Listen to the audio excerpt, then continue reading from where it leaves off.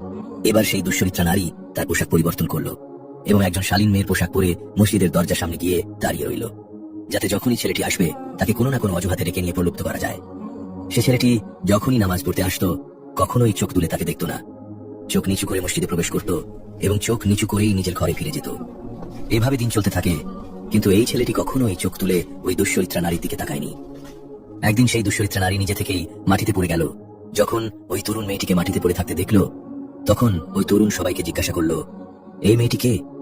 সেখানে দাঁড়িয়ে থাকা সবাই বলল, আমরা এই মেয়েটিকে চিনি না, কারণ সেই দুশ্চরিত্রা নারী তার পোশাক পরিবর্তন করে ফেলেছিল। দাঁড়িয়ে থাকা লোকেরা বলল, এটা হয়তো কোনো গরিব পরিবারের মেয়ে। তরুণ বলল, তাকে তুলে নিয়ে আমার ঘরে পৌঁছে দাও। তারপর লোকেরা মেয়েটিকে তুলে নিয়ে ছেলেটির বাড়িতে নিয়ে গেল। মেয়েটি ভাবতে লাগলো, আমার প্রথম উদ্দেশ্য সফল হয়েছে। এখন আমি এই তরুণকে, এই আল্লাহওয়ালা ব্যক্তিকে সহজে প্রলুব্ধ করতে পারবো এবং রাতের নিঃসঙ্গতায় তা আরো সহজ হবে।